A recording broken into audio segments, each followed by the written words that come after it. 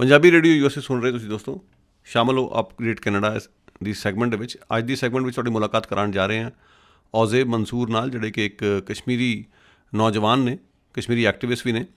ਕਸ਼ਮੀਰ ਦੀ ਜਿਹੜੀ ਘੇਰਾਬੰਦੀ ਜਿਸ ਢੰਗ ਨਾਲ ਮੋਦੀ ਸਰਕਾਰ ਵੱਲੋਂ ਕੀਤੀ ਗਈ ਹੈ, ਉਸ ਨੂੰ ਲੈ ਕੇ ਬਾਕਾਇਦਾ 15 ਅਗਸਤ ਵਾਲੇ ਦਿਨ ਕਸ਼ਮੀਰੀ ਨੌਜਵਾਨਾਂ ਨੇ ਭਾਰਤੀ ਸਫਾਰਤਖਾਨੇ ਦੇ ਬਾਹਰ ਇਕੱਤਰਤਾ ਕੀਤੀ ਔਰ ਬਾਅਦ ਵਿੱਚ ਰੋਸ ਮਾਰਚ ਕੱਢਿਆ ਵੈਂਕੂਵਰ ਪਬਲਿਕ ਲਾਇਬ੍ਰੇਰੀ ਤੱਕ। ਉਸ ਨੂੰ ਕਾਫੀ ਵਧੀਆ ਹੁੰਗਾਰਾ ਮਿਲਿਆ, ਮੀਡੀਆ ਕਵਰੇਜ ਮਿਲੀ ਹੈ और उन्होंने कई मसले ने इस दे बारे खास गलबात औज़े मंसूर दे नाल।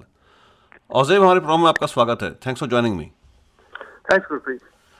सो औज़े, में बताएं कि थोड़ा सा आइडिया दें कि ग्रेटर वैंकूवर इलाके में कितने कश्मीरी फैमिलीज रह रही होंगी, कोई मोटा अंदाज़ा अगर आपका है तो। टोटल मेरे अंदाजे में यहाँ पे अराउंड 50 फैमिलीज हैं, 50 to 60 families, both from the Indian side of Kashmir और जो पाकिस्तान का साइड वाला कश्मीर है, दोनों को मिला के। सो हमें बताएं कि इस वक्त जो हालात हैं, क्योंकि आप इन टच हैं अपनी फैमिलीज़ के साथ, लेकिन प्रॉब्लम ये आ रही है कि इंटरनेट भी नहीं चल रहा है, कई जगह फ़ोन भी नहीं काम कर रहे हैं। So what is the primary source to know कि भाई फैमिली जो हैं, जो पीछे उनके क्या हालात हैं, क्या बताना चाहेंगे उसके बारे में? अभी जो इन्फॉर्मेशन वहाँ से बाहर आ रही है, it's coming from a couple of different sources. एक तो कुछ लोग हैं जो कश्मीर में थे इन दिनों, वो बाहर आए और उन्होंने शेयर किया। तो कभी आपको पता चलता है कि मैं आपके रिश्तेदार से कोई मिला था तो उन्होंने उनको कुछ बताया, तो ये सेकंड हैंड रिसोर्स कुछ खबर आ रही है वे कुछ लोगों के पास। बहुत सारे लोगों के पास ये इन्फॉर्मेशन भी नहीं है, because not everyone is coming out of the valley and travelling back and fourth between the valley and Delhi. दूसरी जो न्यूज रिपोर्टें आ रही हैं वो तो जो ये न्यूट्रल मीडिया चैनल्स हैं, जो नॉन मीडिया चैनल्स हैं, रिलायबल रिसोर्सेज जैसे बीबीसी न्यूज है या रॉयटर्स हो गया या न्यूयॉर्क टाइम्स जैसे वॉल स्ट्रीट जर्नल, इन्होंने क्लियरली पब्लिश किए हैं आर्टिकल्स। और कुछ independent media outlets such as Quint, वो भी रिपोर्ट कर रहे हैं कि वहाँ पे क्या प्रोटेस्ट हो रहे हैं, ग्राउंड सिचुएशन। लेकिन हर किसी मीडिया ने यही कहा है कि हमें पूरा एक्सेस नहीं है, जितना हमारा एक्सेस है हम उसके मुताबिक ये चीजें बता रहे हैं। तो दैट्स वही ये इन्हीं सोर्सेज के थ्रू इंफॉर्मेशन बाहर आ रही है। राइट। सो मैं आपके जो इमीडिएट फैमिली मेम्बर्स हैं, जैसे आपके भी फैमिली मेम्बर्स के रह रहे होंगे कश्मीर में, उनके बारे में जानना चाहूँगा कि उनको लेके किस तरह की एंग्जाइटीज़ है आपको, या आपकी जो बाकी के यहाँ साथी हैं उनकी एंग्जाइटीज़ क्या हैं अपनी अपनी फैमिलीज़ को लेके? जो हमारी मेन सोर्स ऑफ एंग्जाइटी है, हमारे में से बहुत सारे जो नौजवान यहाँ पे हैं उनके पेरेंट्स वहाँ पे हैं। मेरे पेरेंट्स खुद भी, वो भी एज्ड हैं, they are close to retirement और हैव ऑलरेडी रिटायर्ड।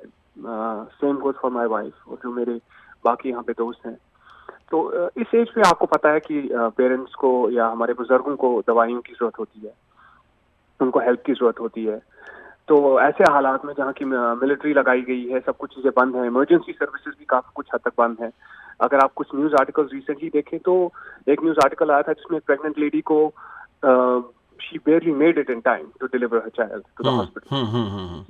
ये ऐसी न्यूज़ें आ रही हैं। अब आप खुद सोचें, ऐसे हालात में गॉड फॉरबिड कुछ गलत, कोई किसी के साथ कुछ प्रॉब्लम होती है तो वो कैसे जाएंगे, उनको कैसे केयर प्रोवाइड होगा, उनको कौन ख्याल रखेगा ऐसे हालात में वहाँ पे। और दूसरी चीज जो मेन कंसर्न हमारा ये भी है कि इंडियन गवर्नमेंट का रिकॉर्ड कश्मीर में बहुत खराब रहा है ट्रेडिशनली।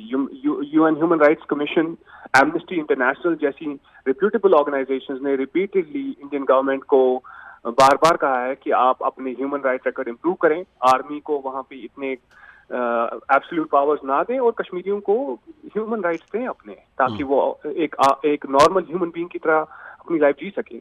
और ऐसे हालात में वो कश्मीरियों के साथ कैसा सलूक करेंगे, स्पेशली आफ्टर उन्होंने कश्मीर के साथ एक तरफाना डिसीजन लिया और उनकी विशेष को रिस्पेक्ट में नहीं रखा, उनकी ऑटोनॉमी, उनकी आज़ादी को बिल्कुल एक तरफा तरीके से हटा दिया अपने एक नेशनलिस्ट प्रोपेगेंडा और अपने ये एक्सट्रीमिस्ट प्रोपेगेंडा के लिए।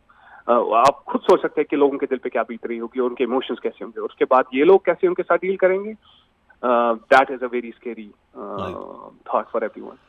और जब थोड़ा ब्रॉडर इशू पे बात करते हैं कि जिसको लेकर लोग परेशान थे और उन्होंने प्रोटेस्ट भी किया, जो कश्मीर में जिस तरीके से आर्टिकल 370 को स्क्रैप किया गया, अपने तौर पे ही डिसाइड कर लेगा यूनियन टेरिटरी बनाने का, और कोई डायलॉग नहीं, कंसल्टेशन नहीं। सो इसके बारे में जनरल रिएक्शन क्या है कश्मीरी लोगों का, और आने वाले दिनों में इसके क्या रिपरकशंस निकल सकते हैं आपके मुताबिक? सबसे पहले लोगों को इस बात को समझना चाहिए, there is a lot of confusion कि 370 क्या है और why is it relevant. So Kashmir, आप हम में से जो लोग पॉलिटिकली अवेयर हैं इसके बारे में, जो कश्मीरीज हैं खासतौर पे वो जानते हैं कि 370 एक आर्टिकल तब हमने ऐड किया था इंडियन कॉन्स्टिट्यूशन में। इट वाज अ कंडीशन कि कश्मीरी लोगों को कुछ खास हकूक दिए जाएंगे as a temporary measure to guarantee their rights, जब तक कि उनको अपना फाइनल डिटर्मिनेशन करने का हक मिलेगा। That means it was suppose to guarantee our rights and privileges, कि जब तक हम अपना फैसला कर पाएं। वो फैसला तो हिंदुस्तान ने कभी हमें करने नहीं दिया। उन्हें रिपीटेडली हमारे हक छीने हैं, हमारे हक को डाइल्यूट किया है। और आर्टिकल 370 में तो एक जमाने में कश्मीर का अपना प्राइम मिनिस्टर हुआ करता था, ये 1950s की बात है। उसको आहिस्ता आहिस्ता हटा के हिंदुस्तान ने अब चीफ मिनिस्टर तक लाया, और फाइनली अब इसमें कुछ ही स्पेशल राइट्स और प्रिविलेजेस रखे थे, जैसे आप लैंड नहीं रह सकते हैं, जो कि हिंदुस्तान में बहुत सारे स्टेट्स में थे। मतलब ये खाली कश्मीर के लिए स्पेशल नहीं था, लेकिन कश्मीर का केस बहुत सेपरेट है। कश्मीर एक ऑटोनॉमस स्टेट है। यूएन में भी इसके अपने रेजोल्यूशन पास हुए हैं कि भाई कश्मीरियों को अपना हक मिलना चाहिए, अपना सेल्फ डिटर्मिनेशन का, क्योंकि बहुत ही मुख्तलिफ रीजन है, इसकी अपनी इंटरकेसीज हैं, इसके अपने मतलब न्यूआंसेस हैं। ये एक ऐसा इलाका है जहाँ पे कश्मीरी सिख कम्युनिटी, कश्मीरी मुसलमान हाथ में हाथ मिला के रहते हैं, एक यकजहती के साथ रहते हैं। वहाँ पे हिंदूज के साथ भी यूनिटी के साथ रहा गया है for the longest period of time, except for small stint of time जहाँ पे वायलेंस हुई।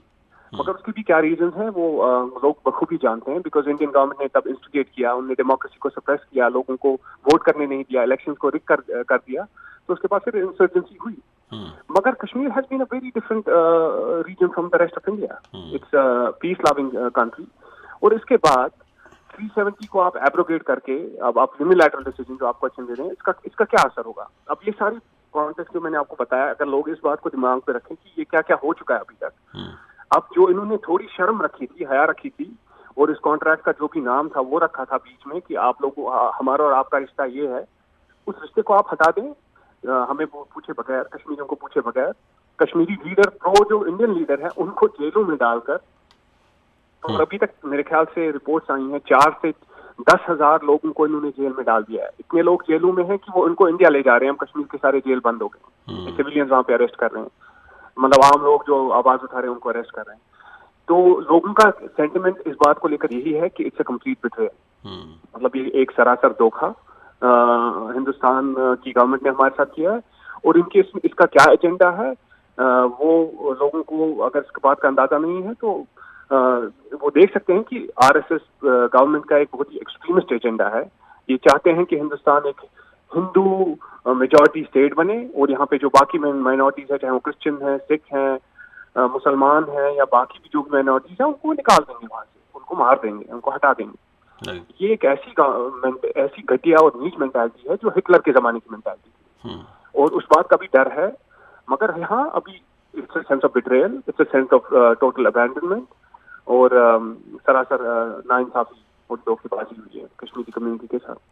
और मेरे पास सिर्फ एक या दो सवाल हैं बिफोर लेट यू गो। एक तो ये कि जब इंटरनेशनल लेवल पे बात होती है कश्मीर की, तो इंडिया और पाकिस्तान को स्टेक होल्डर्स के तौर पे देखा जाता है जी, जबकि कश्मीर का जो मसला है वो असल में कश्मीरी लोगों का मसला है। कश्मीरी लोगों की अपनी राइट्स की बात है, उस पर बहुत कम तवज्जो दी जा रही है कि उनको जो इंडिजिनस स्ट्रगल के तौर पे मतलब देखने के बजाय इस तरह से बताने की कोशिश की जा रही है कि बाहर के फैक्टर्स काम कर रहे हैं या बाहर की समस्या। क्या बताना चाहेंगे इसके बारे में?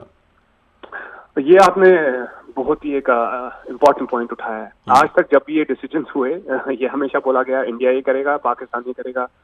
शिमला एग्रीमेंट हुई, यूएन रेजोल्यूशन को इन्होंने बाला नहीं, अब हम शिमला में बायलैटरली सॉल्व करेंगे। वो एग्रीमेंट्स मेरे हिसाब से नल और वॉइड हैं। आप कैसे किसी लोगों का डिसीजन, मतलब जैसे आप और मैं, हम दोनों आपस में डिसाइड करेंगे कि ऑडियंस को क्या करना है, हमारी जो अभी सुन रही है, उनको पूछे बगैर। अगर ये लॉजिकल बात किसी को नहीं लग रही तो इंडिया और पाकिस्तान डिसीजन लेंगे कश्मीर के बारे में कश्मीरियों को पूछे बगैर, तो ये कैसे पॉसिबल हो सकता है? ये कम्प्लीटली इलॉजिकल है।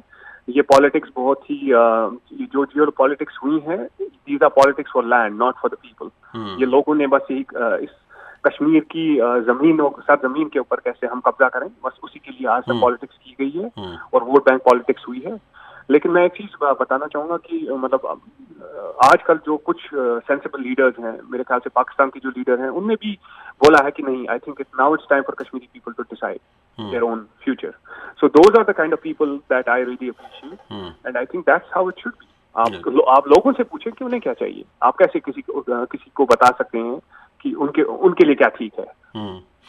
और इसके अलावा जो देख रहे हैं कि जो अरबी मुल्क हैं जैसे यूनाइटेड अरब एमिरेट्स, जिनको इस वक्त कश्मीरियों के साथ खड़े होना चाहिए था, लेकिन वो खड़े हैं मोदी सरकार के साथ, ये जो सितम ज़रीफ़ी, इसके बारे में क्या महसूस करते हैं? It's disappointing. और आप इसकी वजह क्या है वो सब हम जानते हैं. इट्स पॉलिटिक्स, इट्स इकोनॉमी, इनका ट्रेड रिलेशन है हिंदुस्तान के साथ. So that's what they care about. It's very disappointing. आप देखना चाहें कि ह्यूमन राइट्स के वास्ते, and it's a Muslim majority state, so you would expect them कि ये कुछ सिंपैथी दिखाएंगे. मगर मैं इस बात को साफ कहना चाहता हूँ, the Kashmir freedom struggle is not a religious struggle. क्योंकि वहाँ पे सिख लोग हैं, उनके साथ भी जुल्म हुए हैं. There are six villagers that have been massacred there. So it's not a Muslim issue. It's a issue of Kashmiri indigenous people. जैसे आपने कहा ना, जो वहाँ के लोग हैं, जो वहाँ पे रहते आए हैं सदियों से, ये उनके हकों का मसला है. So ठीक है, गल्फ कंट्रीज को सिंपैथी दिखानी चाहिए मुस्लिम्स के लिए, मगर मैं कहूँगा ह्यूमैनिटेरियन बेसिस से. अगर आप मुसलमान को नहीं, मगर कम से कम आप एक ह्यूमैनिटेरियन बेसिस पे अपनी एम्पैथी दिखाएं. Absolutely. तो वो उन्होंने नहीं किया. It's unfortunate, but we all understand how that's happening. उसी हवाले से मेरा एक आखिरी सवाल यही होगा आपको कि कनाडा की तरफ से हमने देखा है खामोशी है. कनाडा ने एक खास किस्म की खामोशी दिखाई है, और जो स्टेटमेंट भी उनकी आई उसमें भी कोई इतनी जान नहीं है. सो क्या कहना चाहेंगे इस बारे में? कनाडा की चुप्पी को आप कैसे देखते हैं? ये बहुत डिसअपॉइंटिंग है, बिकॉज कनाडा ने आज तक काफी, जब भी ह्यूमन राइट्स कहीं कहीं पे वायलेशंस हुई तो कनाडा ने आवाज उठाई है. But this time they are very silent. And once again it goes back to the same geopolitics. ये bilateral relations, economic trade relations को प्रिजर्व करना, या maybe vote bank politics भी, कि कुछ लोगों को खुश करने के लिए, कि ताकि वो उनके लिए वोट डालें. गवर्नमेंट ऐसा सोच सकती है. आई डोंट क्वाइट अंडरस्टैंड ये क्यों कर रहे हैं ऐसा, but it is very disappointing. आप खुद सोचें कि अगर ह्यूमन राइट्स वायलेशन कहीं पे हो रही है या किसी का हक छीना जा रहा है, तो हमें आवाज उठानी चाहिए, इर्रिस्पेक्टिव, चाहे वो कोई भी मुल्क कर रहा हो. चाहे अगर ये चाइना के अगेंस्ट बोल रहे हैं या सऊदी के अगेंस्ट बीच में कनाडा ने बोला, तो देयर इज नो रीजन कि हम हिंदुस्तान के अगेंस्ट भी आज नहीं बोल सकते हैं. क्योंकि it's not against the people of India, it is against the government that is taking this decisions right now, जो कि इंडिया के लिए भी लॉन्ग टर्म एक अच्छी चीज नहीं रहेगी. बहुत बहुत शुक्रिया औज़ेब, आपसे फिर दोबारा मुलाकात होगी. फिलहाल वक्त देने के लिए बहुत मेहरबानी. Thank you so much.